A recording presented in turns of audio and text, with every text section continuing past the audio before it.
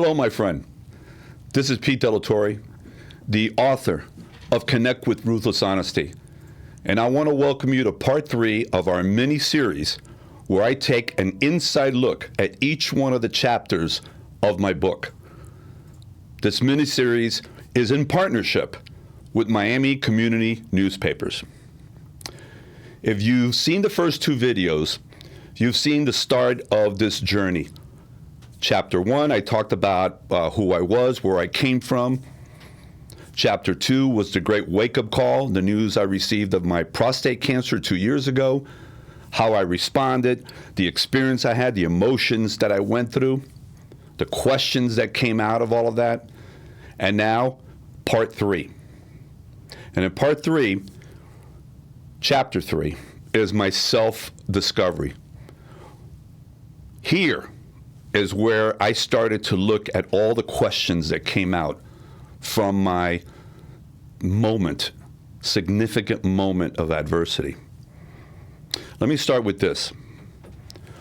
When an enormous, and I say enormous, adversity, significant challenge appears in your life, most of the time, it will force us to take a hard look at our life and ourselves. Our world has been shaken up.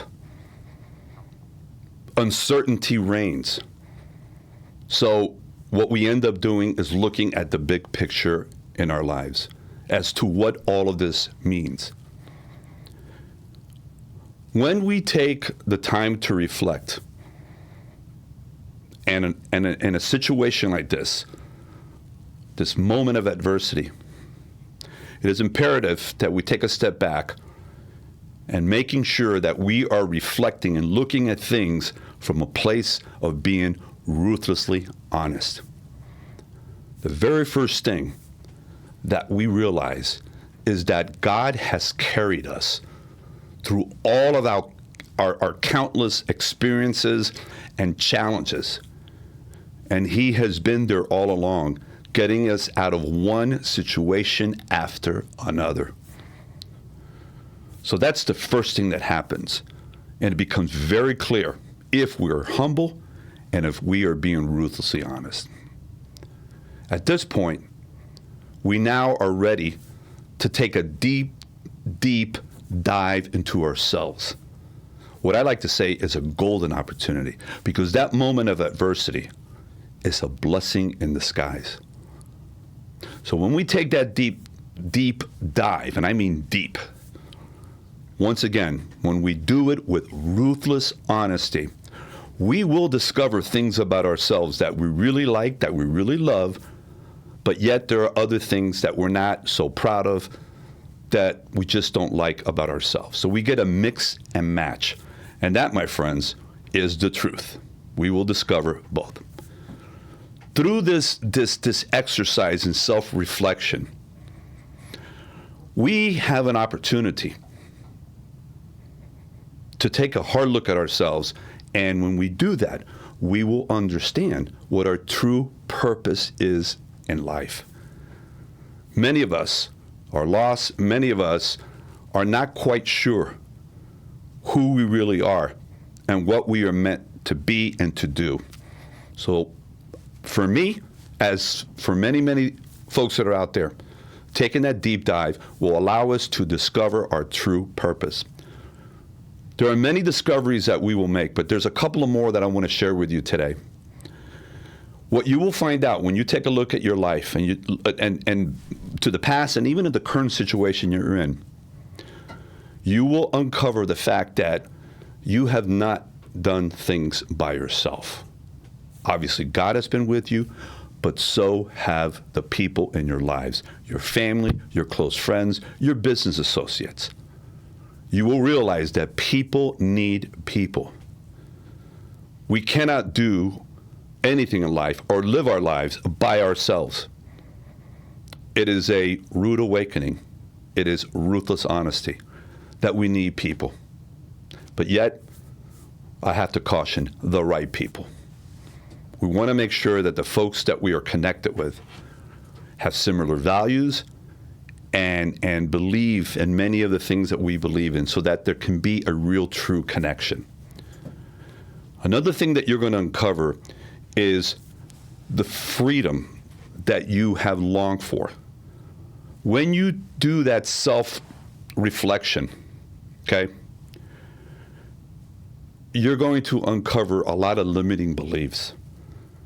You will start to realize there are many things and obstacles that have held you back, that have literally put you in chains. And once you see them for what they are, you can take those chains off and have real freedom in your life. At the end of every chapter, I ask 4 ruthlessly honest questions. Let me share those questions with you right now. And this, again, is for you. Number 1, how well do you know yourself? That's an important question because you want to make sure that you are being authentic and that you are being your true self. Many in this world are living, let me just put it this way, a lie. They're trying to emulate and be like other people. They're not being their true self. The second question is, can you handle the truth? When you take that deep dive, you're going to discover things about yourself. You're going to love the things that you love about yourself, but you're not going to really like what you don't like about yourself.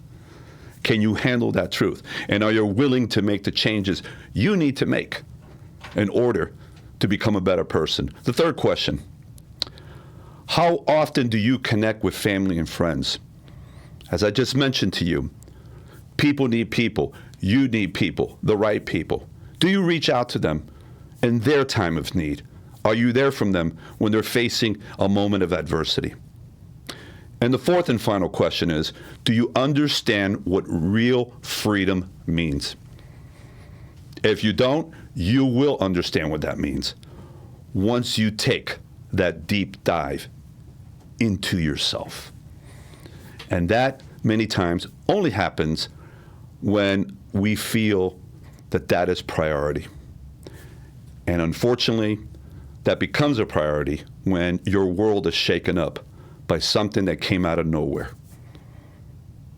Many of you have purchased my book.